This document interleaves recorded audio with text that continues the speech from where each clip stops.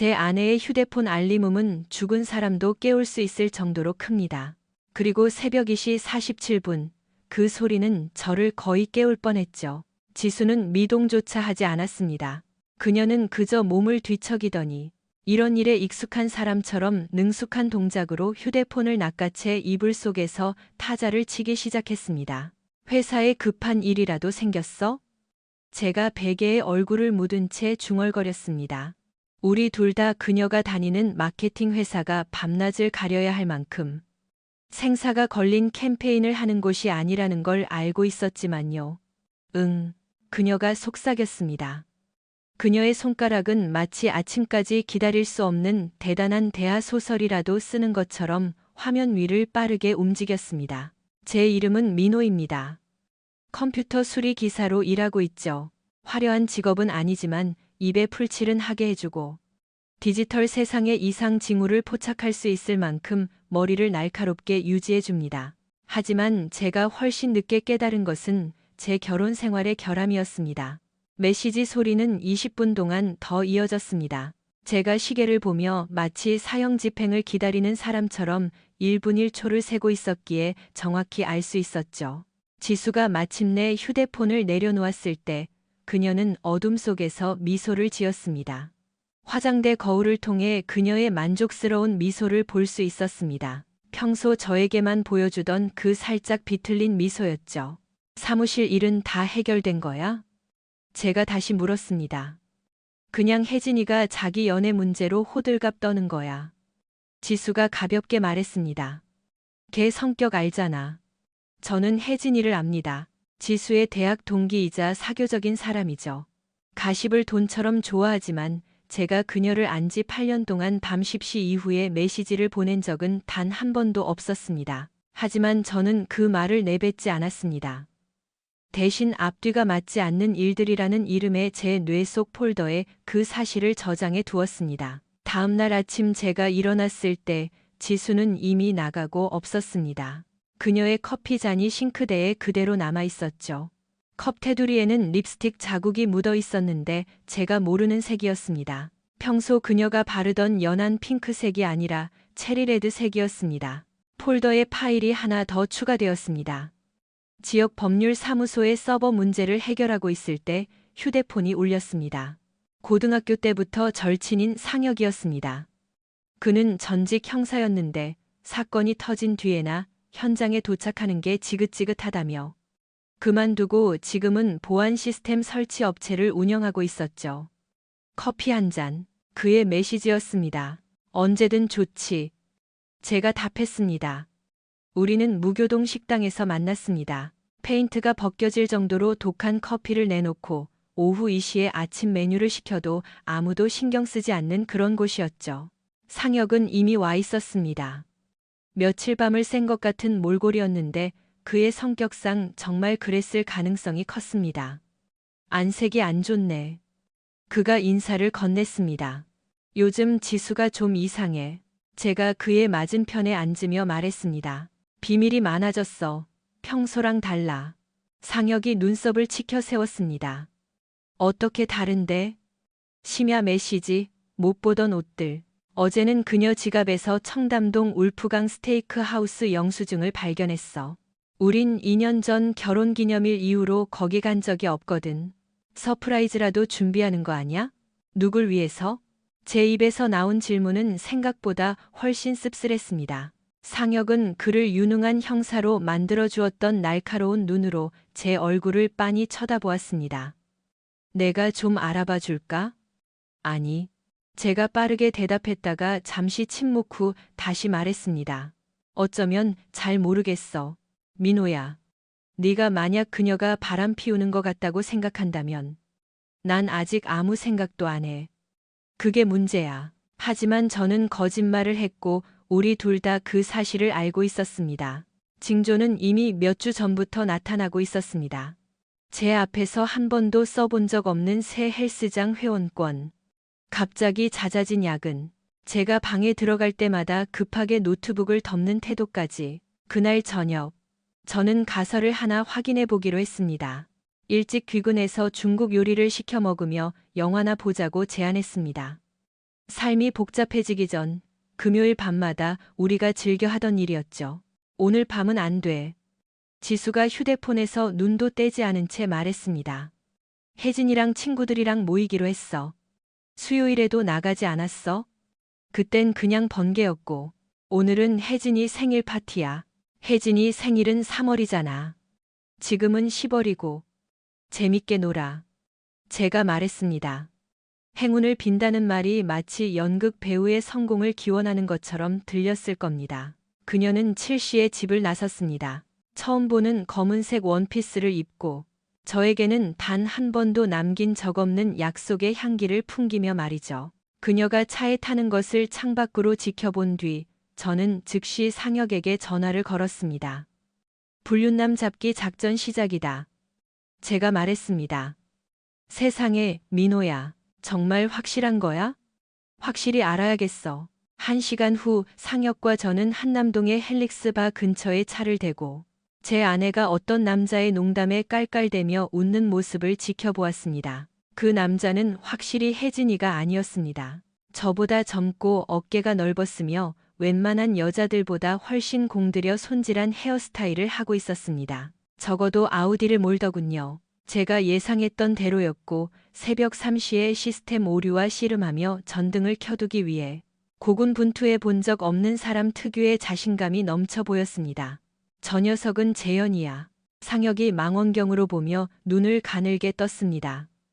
지순의 회사 마케팅팀 대리지. 어떻게 알아?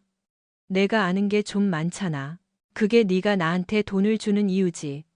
우리는 이 시간 동안 그들을 관찰했습니다. 그가 말할 때 그녀가 몸을 앞으로 기울이는 모습, 그의 농담에 너무 크게 웃는 모습, 그리고 분명히 업무적인 관계가 아닌 방식으로 그의 팔에 손을 얹는 모습을요. 마침내 제가 말했습니다. 충분히 봤어. 계획이 뭐야?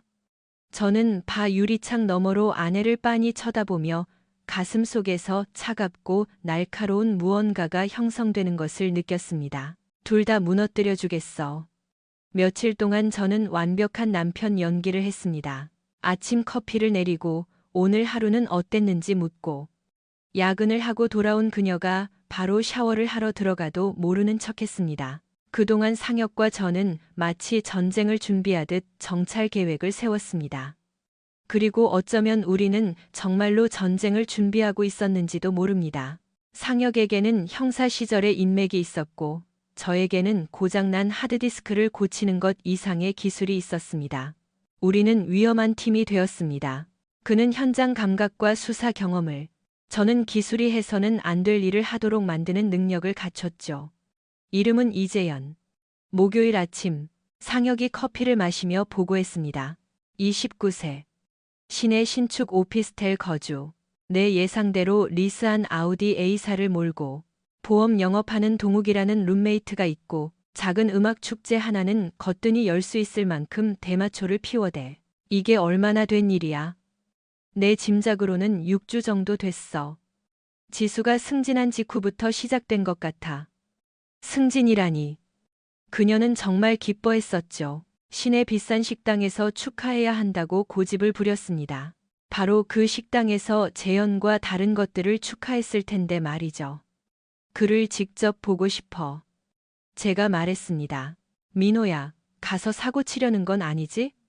그냥 내가 상대하는 놈이 누군지 보려는 거야. 상혁은 회의적인 표정이었지만 제가 그런 톤으로 말할 때는 말려도 소용없다는 걸 잘 알고 있었습니다.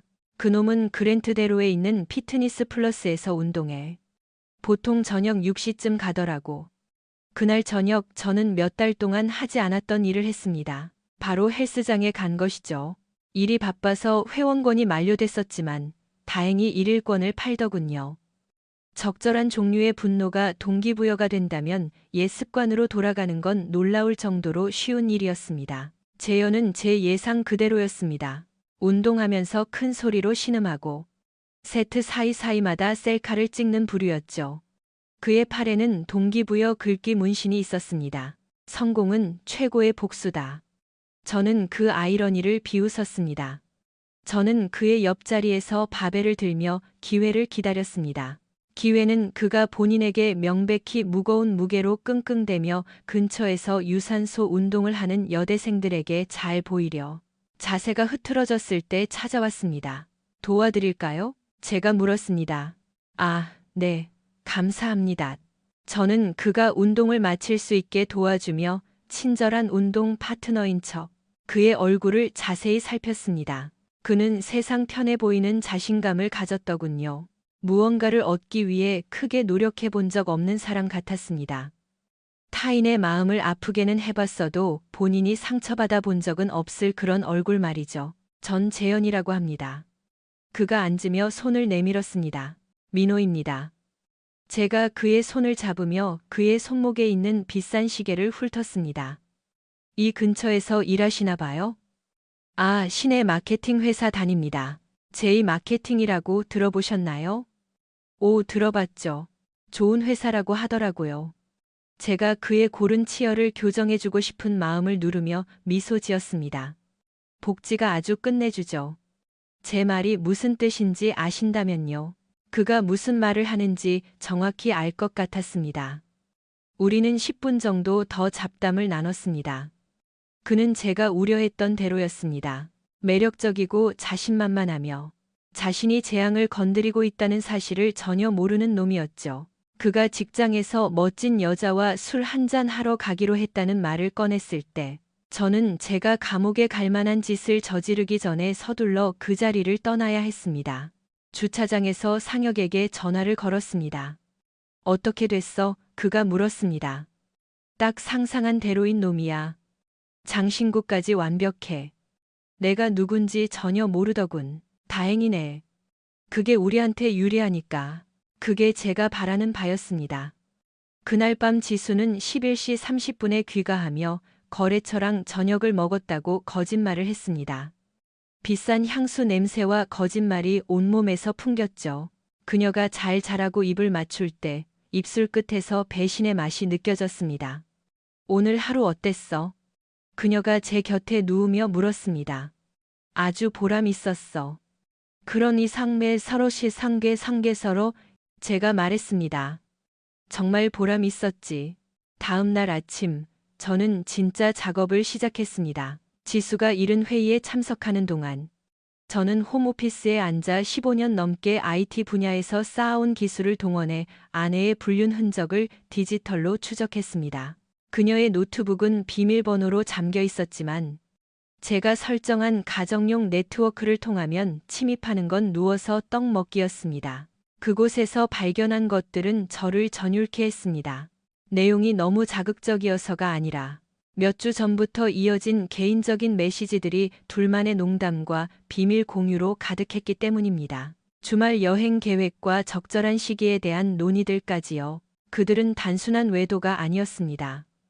미래를 계획하고 있었죠. 가장 끔찍했던 건 지수의 메시지를 읽으며 제가 수년 동안 보지 못했던 그녀의 성격을 발견한 것이었습니다. 그녀는 장난기 넘치고 매력적이었으며 최근 몇 달 동안 저와 있을 때는 단 한 번도 보여주지 않았던 생기로 가득했습니다. 마치 아내의 얼굴을 한 낯선 사람을 보는 기분이었죠. 저는 모든 것을 캡처해 암호화된 폴더에 저장하고 반격 계획을 세웠습니다. 그들이 게임을 하고 싶다면 진짜 플레이어가 어떤 건지 보여줄 작정이었죠. 그날 오후 상혁이 왔을 때 제가 사무실에서 온갖 출력물과 메모에 둘러싸여 있는 것을 보았습니다. 세상에 민호야. 무슨 소국 하나 침공할 계획이라도 세우는 것 같다. 비슷해. 저는 이래서 눈도 떼지 않은 채 말했습니다. 내가 해줄 일이 있어. 말만 해. 이재현에 대해 알 수 있는 건 전부 다 캐내줘. 어디를 가는지, 누구랑 말하는지, 약점이 뭔지. 그의 어머니보다 네가 그를 더 잘 알았으면 좋겠어. 그 다음엔 저는 마침내 고개를 들었고 상혁은 제 눈빛에서 무언가를 읽고 한 걸음 뒤로 물러났습니다. 그 다음엔 어떤 게임에는 반드시 대가가 따른다는 걸 가르쳐 줄 거야. 다음 주 월요일까지 상혁과 저는 FBI도 놀랄 만큼 완벽한 이재현의 파일을 완성했습니다. 그는 예측 가능한 놈이었습니다. 보안 설정이 허술한 여러 SNS 계정, 뻔한 루틴, 그리고 뒷조사를 소홀히 할 만큼 오만한 자신감을 가졌죠. 그는 메리디안 오피스텔 412호에 살며 리스한 아우디를 페라리라도 되는 양 몰고 다녔고 비싼 스카치 위스키와 저렴한 쾌락에 사족을 못 썼습니다. 재현의 룸메이트 동욱은 소문대로였습니다. 대부분의 사람이 식비로 쓰는 돈보다 더 많은 돈을 대마초에 쏟아붓는 보험 설계사였죠. 하지만 더 중요한 건 재현이 자신이 누구를 상대하고 있는지 전혀 모른다는 점이었습니다. 그 건물은 스마트 도어락을 써 제가 사무실에서 정보를 검토하며 상혁에게 말했습니다. 건물의 다른 시스템들과 같은 네트워크로 연결되어 있지. 보안 카메라, 엘리베이터 제어 시스템. 심지어 화재 경보기까지 말이야. 제발 내가 생각하는 그런 건 아니라고 해줘. 누굴 다치게 하려는 건 아냐. 제가 말했습니다. 하지만 누가 일주일 동안 매일 새벽 3시에 그 건물 화재 경보기를 실수로 울린다면 그건 내 잘못이 아니잖아. 그치? 상혁이 고개를 저었습니다. 민호야, 너 불장난하는 거야. 아니, 난 재현이랑 장난치는 거야. 불장난은 너무 쉽잖아. 그날 밤 저는 계획의 1단계를 실행에 옮겼습니다. 지수가 또 다른 거래처 저녁 식사에 가 있는 동안 저는 그녀의 거짓말을 믿어주는 척하는 연기를 그만두었습니다. 저는 지하실에서 장비를 설치하고 있었죠. 이 장비는 앞으로 몇 주간 이재현 대리에게 아주 흥미로운 시간을 선사할 것입니다. 스마트 홈 기술의 묘미는 가장 약한 고리만큼만 안전하다는 것입니다. 그리고 재현은 또래 대부분의 사람들처럼 비밀번호 하나 바꾸지 않고 집안의 모든 기기를 네트워크에 연결해 두었죠. 새벽 3시 17분 정각, 재현의 오피스텔에 있는 모든 스마트 기기가 동시에 작동했습니다. 오디오 시스템에서는 데스메탈 음악이 최대 볼륨으로 터져 나왔습니다. 스마트 조명은 클럽 조명처럼 번쩍였습니다. 커피 머신이 돌아가기 시작했고 로봇 청소기는 가구와 벽을 들이받으며 청소를 시작했습니다. 그리고 그의 휴대폰 앱과 연결된 자동차 경적 소리가 지하 4층 주차장에서 울려 퍼지기 시작했죠. 저는 그가 속옷 차림으로 비틀거리며 왜 갑자기 자신의 삶이 기술적 악몽으로 변했는지 파악하려 애쓰는 모습을 상상했습니다. 그 생각을 하니 몇 주 만에 처음으로 미소가 지어졌습니다. 다음 날, 저는 지수에게 더욱 관심을 쏟았습니다. 침대로 커피를 가져다 주고 회사 일은 어떤지 묻고 그녀가 저녁 계획에 대해 뻔뻔한 거짓말을 하는 동안 사랑 넘치는 남편 연기를 했습니다. 오늘 기분 좋아 보이네. 그녀가 죄책감을 느끼는 사람 특유의 의심스러운 눈초리로 제 얼굴을 살피며 말했습니다. 기분 안 좋을 이유가 뭐가 있어? 아름다운 아내가 있고, 좋은 직장이 있고, 나에게 중요한 일들에 집중할 수 있는 시간도 많은데, 그녀는 제가 마지막 문장을 말하는 방식이 마음에 들지 않는 눈치였습니다. 좋네. 그날 저녁. 그녀가 독서 모임 알고 보니 재현이 자주 가는 바에서 모이는 모임이었지만, 애가 있는 동안 저는 작전을 강화했습니다. 이번에는 스마트 홈 시스템뿐만이 아니었습니다. 저는 그의 SNS 계정, 이메일, 심지어 넷플릭스 비밀번호까지 알아냈습니다. 제가 이 작업을 마칠 때쯤 이재현은 자기가 미쳐가는 중이라고 생각할 겁니다. 그의 인스타그램 계정에는 대학 시절의 수치스러운 과거 사진들이 올라오기 시작했습니다. 파티에서 차라떨어져 우스꽝스러운 복장을 하고 있거나 지수가 아닌 다른 여자들과 민망한 상황에 처한 사진들이었죠. 데이팅 앱 프로필에는 그의 성격적 결함이 아주 사실적으로 묘사된 소개글이 업데이트되었습니다. 그의 스트리밍 서비스에서는 불륜과 배신에 관한 프로그램들만 추천하기 시작했습니다. 하지만 백미는 그의 업무용 이메일이었습니다. 당장 해고될 만큼 노골적인 건 아니었습니다. 그저 사소한 실수들이었죠. 엉뚱한 사람에게 보낸 회신, 존재하지 않는 회의 초대장, 그를 비전문가처럼 보이게 만드는 자동 맞춤법 수정 오류 같은 것들이었습니다. 다음 날 아침 상혁이 전화를 걸어왔습니다. 웃느라 거의 말을 못하더군요. 내가 그놈한테 무슨 짓을 했든 효과 만점이야. 경찰서 친구 말이 어젯밤 그놈 건물에서 소음 신고가 3건이나 들어왔대. 그리고 어떤 이웃은 그놈이 정신 발작을 일으키는 것 같다고. 안부 확인 요청까지 했다더라. 무슨 말씀이신지 전혀 모르겠네요. 제가 천연덕스럽게 대답했습니다. 알았어, 임마. 조심해라. 일이 순식간에 커질 수도 있으니까. 그의 말이 맞았습니다. 하지만 저는 이제 일이 커지는 것 따위는 신경 쓰지 않았습니다. 밤마다 지수는 더 늦게 귀가했고 그녀의 변명은 점점 더 꼬이고 믿기 힘들어졌습니다. 매일 아침 그녀는 저를 마치 이해할 수 없는 낯선 사람 보듯 쳐다봤습니다. 예전의 민호였다면 그녀를 대면하고 진실을 요구하며 문제를 해결하려 했을 겁니다. 하지만 예전의 민호는 죽었습니다. 심야 메시지와 커피 잔의 립스틱 자국에 의해 살해당했죠. 새로운 민호는 이제 막 시작됐을 뿐입니다.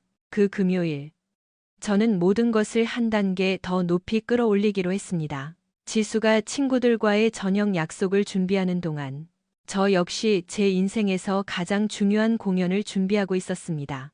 오늘 재밌게 놀아. 그녀가 문을 나설 때 뺨에 입을 맞추며 말했습니다. 응. 그녀가 대답했습니다. 그리고 몇 주 만에 처음으로 그녀는 거짓말을 하지 않았습니다. 나도 그래. 하지만 저와 그녀의 즐거움에 대한 개념은 곧 아주 달라질 것입니다. 토요일 아침 침대에서 나가기 싫을 정도로 쌀쌀한 가을 공기가 감돌았습니다. 하지만 저는 상혁이 가정 파괴 작전이라 부르기 시작한 일의 세부 사항을 마무리하기 위해 동트기 전부터 일어났습니다. 이름은 좀 유치했지만 딱 들어맞았습니다. 지수는 아직 자고 있었습니다. 새벽 2시까지 이어진 친구들과의 모임에 아마 지쳤겠죠. 그녀가 조용히 들어오려고 비틀대던 소리를 들었습니다. 15년이나 결혼 생활을 하면 배우자의 발소리를 모를 수가 없죠. 평소처럼 보이려고 애쓰고 있다는 것도요. 저는 커피를 내려 부엌에 앉아 수집한 증거들을 훑어봤습니다. 도시 곳곳의 식당에서 찍힌 그녀와 재현의 사진, 메시지 대화 캡처본, 제가 본 적 없는 속옷 가게에서의 카드 결제 내역들. 배신에 대해 재미있는 점은 일단 눈치채기 시작하면 모든 게 너무나 명확해진다는 것입니다. 누군가를 믿을 때는 합리화했던 사소한 모순들이 믿음이 사라지는 순간 완벽한 유죄 증거가 됩니다. 휴대폰이 울렸습니다. 상혁의 메시지였습니다. 시작할 시간이다. 타겟 확인됨. 부엌 창밖을 보니 재현의 아우디가 길 건너편에 서 있었습니다. 대담하게도 우리 집 바로 앞에 차를 댔더군요. 놈이 제가 생각한 것보다 멍청하거나 이제 남의 눈 따위는 신경 안 쓸 단계에 이르렀거나 둘 중 하나겠죠. 제 생각엔 멍청한 쪽인 것 같습니다. 20분 후 지수가 내려왔습니다. 옷을 다 차려입고 휴대폰을 확인하고 있었죠. 그녀는 가방을 챙기면서 저를 거의 쳐다보지도 않았습니다. 어디가? 제가 무심하게 물었습니다. 혜진이랑 커피 마시기로 했어. 걔 동생 베이비 샤워 파티 계획 짜는 거 도와주려고. 혜진이 동생은 3개월 전에 이미 파티를 했습니다. 저도 거기 갔었고요. 재밌겠네. 제가 말했고 그녀가 앞유리를 통해 나가는 것을 지켜봤습니다. 그녀는 곧장 재현의 차로 향했습니다. 저는 정확히 5분을 기다린 뒤 상혁에게 전화했습니다. 움직였어. 알았어. 2단계 시작한다. 2단계는 준비하는데 몇 주가 걸렸지만 그 단순함 속에 묘미가 있었습니다. 제가 재현의 스마트 홈 시스템을 건드리는 동안 상혁은 특기인 정보 수집과 인맥 형성을 했습니다. 알고 보니 이재현 대리는 적이 많더군요. 그의 오만한 태도와 타인의 공로를 가로채는 버릇은 제2마케팅 내에서도 평판이 나빴습니다. 회사 내 모든 미인들에게 추파를 던지는 습관 때문에 특히 기혼 직원들 사이에서 평판이 최악이었죠. 상혁은 지난주 내내 이 불만 가득한 동료들과 친분을 쌓았습니다. 특히 인사팀의 김 팀장님과 가까워졌는데 그녀는 지난 회사 야유회 때 재현이 자기 딸에 대해 부적절한 말을 한 것 때문에 그를 징계할 구실을 찾고 있었습니다. 김 팀장님이 네가 보여준 캡처본들을 아주 보고 싶어 하시더라. 상혁이 이번 주 초에 보고했습니다. 특히 재현이가 회사 유부녀들 꼬시는 걸 전리품처럼 떠벌린 부분 말이야. 오늘이 바로 김 팀장님이 그 증거를 받게 될 날입니다. 하지만 그 전에 저는 더 개인적인 대면을 해야 했습니다. 저는 상혁이 주차장을 잘 볼 수 있는 위치에서 기다리고 있는 리버사이드 공원으로 차를 몰았습니다. 재현의 아우디와 지수의 혼다가 나란히 서 있었습니다. 그들은 호숫가 벤치에 앉아 있었는데 친밀감을 느끼기엔 충분히 가깝고 다른 사람들에겐 사생활이 보호될 만큼 적당히 떨어진 거리였습니다. 그들은 제가 3미터 앞까지 다가갈 때까지 저를 보지 못했습니다. 산책하기 좋은 아침이네요. 제가 자연스럽게 말을 건넸습니다. 지수의 얼굴이 창백해졌습니다.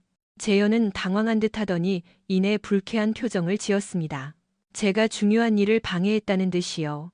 민호 씨, 지수가 말을 더듬었습니다. 여긴 어쩐 일이야? 나도 당신한테 그 말을 묻고 싶네. 혜진이랑은 많이 다르게 생겼네. 재현이 위압감을 주려는 듯 가슴을 펴고 일어났습니다. 제가 지난 한 달 동안 그에 대해 모든 걸 파헤쳤다는 사실을 몰랐다면 아마 겁을 먹었을지도 모르죠. 누구십니까?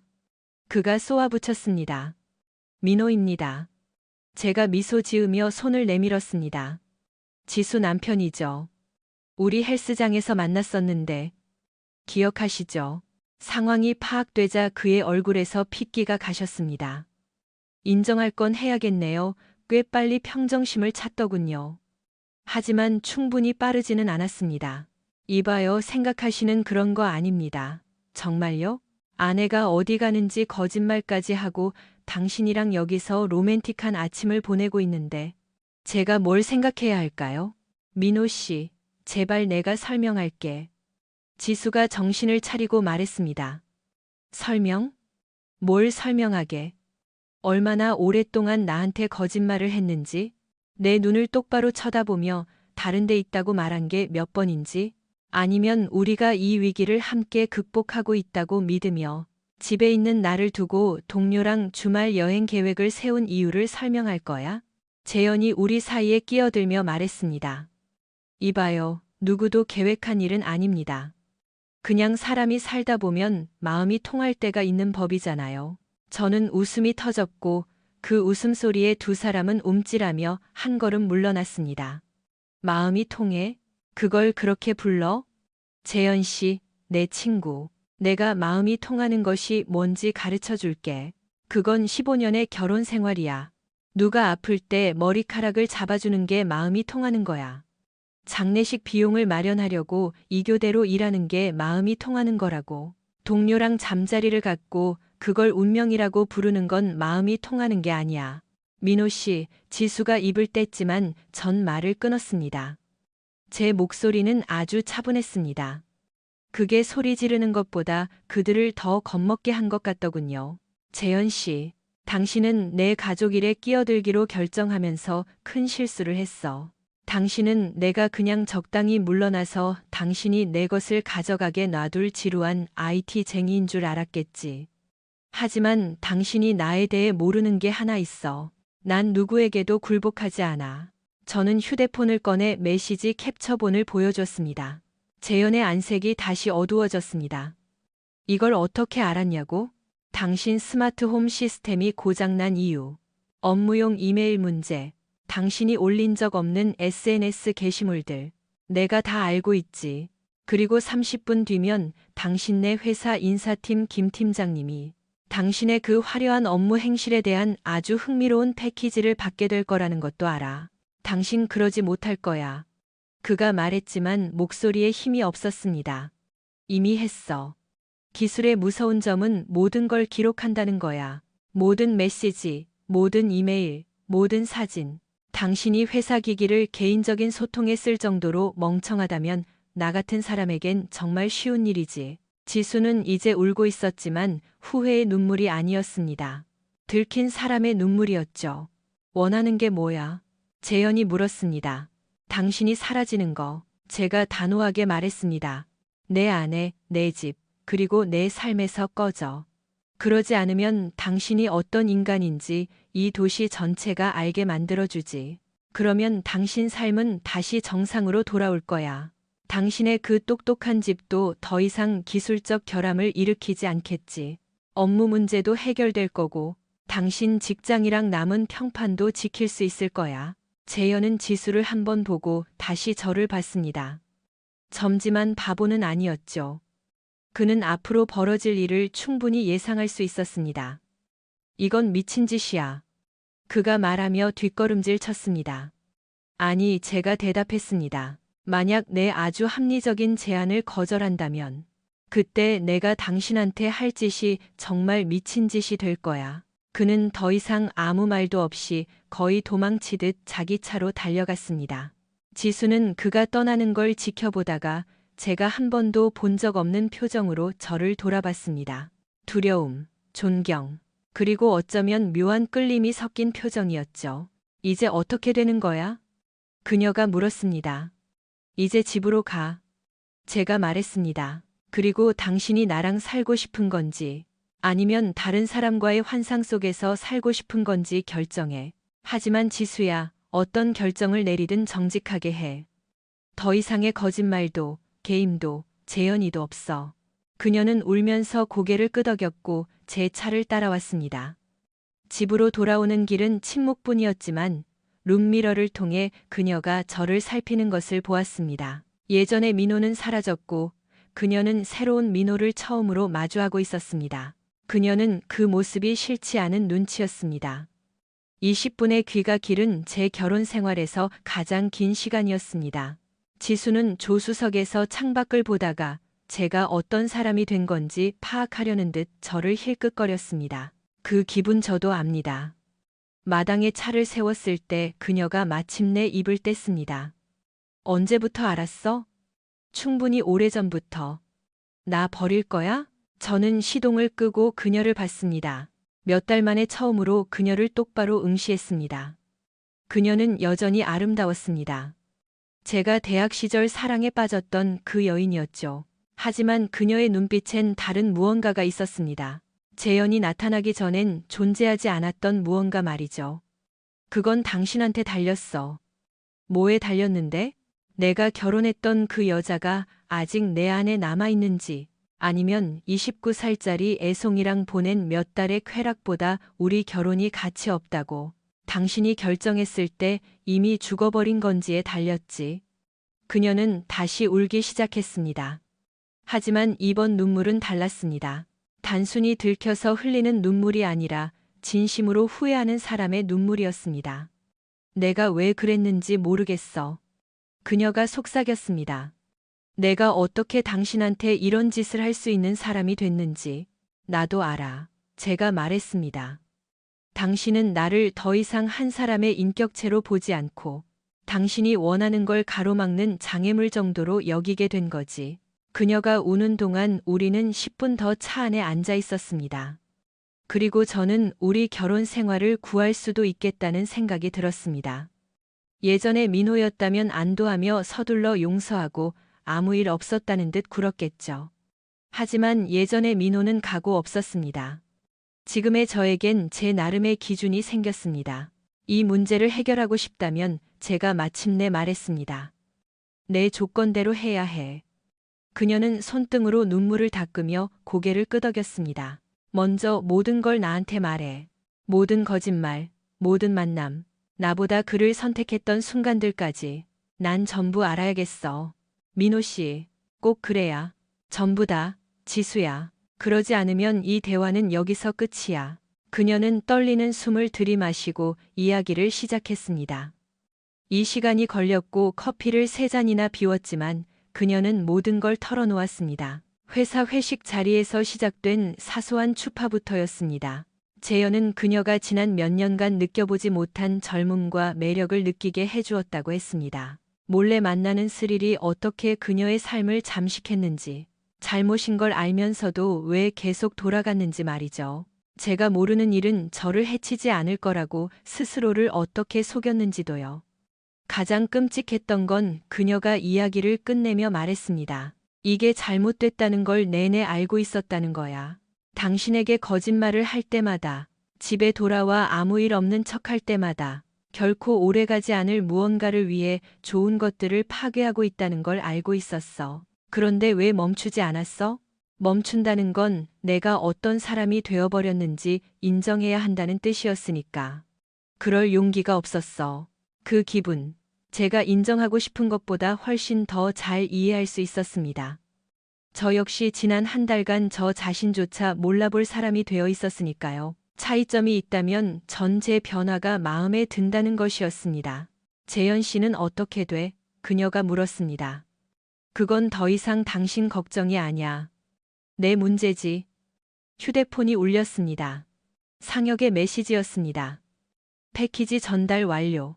김 팀장님이 재현의 사내 성희롱 행위와 독성 환경 조성을 엄중히 다루겠다고 전해달랍니다. 저는 지수에게 그 메시지를 보여줬습니다. 그녀는 눈을 감았습니다. 그 사람 해고되겠네. 자기 관리 못하면 그 이상도 잃겠지. 당신 이 모든 걸 계획한 거야? 내가 가진 걸 지키기 위해 계획했어.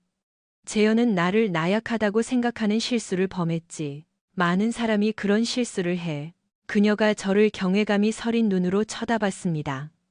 언제부터 이렇게 냉정해진 거야? 내 아내가 동료랑 자고 내 앞에서 뻔뻔하게 거짓말할 때부터. 제 말은 그녀에게 비수처럼 꽂혔습니다. 하지만 저는 멈추지 않았습니다. 진짜 비극이 뭔지 알아. 지수야. 당신이 바람을 피운 게 아니야. 사람은 누구나 실수하고 유혹에 빠지고 멍청한 짓을 해. 진짜 비극은 당신이 우리를 보고 싸울 가치가 없다고 판단한 거야. 당신은 내가 진실을 알 가치조차 없다고 결정해버렸어. 그건 아냐. 아니, 사실이야. 2개월 동안 매일 아침, 당신은 나를 속이기로 선택했어. 잘 자라고 입 맞추면서 또 속이기로 선택했지. 나랑 잠자리를 하면서도 당신은 거짓말을 선택했어. 그게 상대방에게 어떤 상처를 주는지 알아? 그녀는 다시 울었지만 저는 더 이상 그녀의 눈물에 마음이 움직이지 않았습니다. 미안해. 그녀가 속삭였습니다. 정말 미안해, 민호 씨. 내가 이런 말 할 자격 없다는 거 알지만 제발 한 번만 기회를 줘. 내가 바로잡을 수 있게 해줘. 저는 그녀의 얼굴을 살폈습니다. 또 다른 속임수나 위기를 모면하려는 연기는 아닌지 확인했죠. 하지만 그곳엔 진심 어린 후회와 대체 불가능한 무언가를 잃어버렸다는 공포뿐이었습니다. 마침내 제가 말했습니다. 딱 한 번만 기회 줄게. 하지만 대가는 치러야 할 거야. 회사를 그만둘 거야? 뭐, 제2 마케팅 그만두고 다른 일 찾아. 이재현이나 그런 부류의 인간들이 없는 곳으로. 당신이 우리 결혼이 쓰레기통에 버려도 될 만큼 가치 없다고 생각하기 전에 당신 모습으로 돌아갈 수 있는 그런 곳으로 가. 민호 씨, 그건 내 커리어잖아. 그 커리어가 당신한테 나를 배신할 기회를 줬지. 그곳에서 그를 만났고, 거짓말을 모의했고, 나보다 몇 달간의 즐거움이 더 중요하다고 결정했잖아. 그러니 우리 결혼을 살리고 싶다면 그 커리어를 희생해. 그녀는 한참 동안 제 요구를 생각했습니다. 그리고 마침내 고개를 끄덕였습니다. 알았어, 그만둘게. 그리고 상담받아. 개인 상담, 부부 상담. 당신이 왜 우리한테 그런 짓을 할 수 있는 사람이 됐는지 알아낼 수 있는 모든 걸 다 해. 알겠어? 그리고 지수야, 만약 단 한 번이라도 나한테 거짓말을 하면 그게 아무리 사소한 거라도 결혼 생활은 그 즉시 끝이야. 대화도 두 번째 기회도 없어. 그냥 끝이야. 그녀는 제 말의 무게를 이해한다는 듯 고개를 끄덕였습니다. 나 용서해 줄 수 있어? 그녀가 물었습니다. 모르겠어. 제가 솔직하게 말했습니다. 하지만 노력은 해볼게. 문제는 당신이 그럴 만한 노력을 할 준비가 됐느냐는 거지. 3일 후. 재현은 부적절한 행위와 사내 분위기 저해를 이유로 해고되었습니다. 이틀 뒤 지수는 사직서를 냈습니다. 일주일 뒤, 우리는 부부 상담을 시작했습니다. 해피엔딩은 아닙니다. 아직은요. 어쩌면 영원히 아닐 수도 있습니다. 하지만 이건 시작입니다. 삶의 모든 것이 거짓이었다는 걸 깨달았을 때 시작할 수 있다는 것만으로도 큰 의미가 있죠. 예전에 민호였다면 아내가 돌아온 것만으로도 감사하며 아무 일 없던 척 살았을 겁니다. 하지만 새로운 민호는 중요한 사실을 배웠습니다. 때로는 지킬 가치가 있는 것을 구하는 유일한 방법이 지킬 가치가 없는 모든 것을 기꺼이 부수는 것이라는 사실을요. 지수의 회사 창문 너머로 짐을 챙겨 나가는 이재연을 지켜보며 저는 제 삶을 앗아가려 했던 그 남자가 사실 저에게 값을 매길 수 없는 선물을 주었다는 걸 깨달았습니다. 그는 저에게 제 자신의 힘을 돌려주었습니다.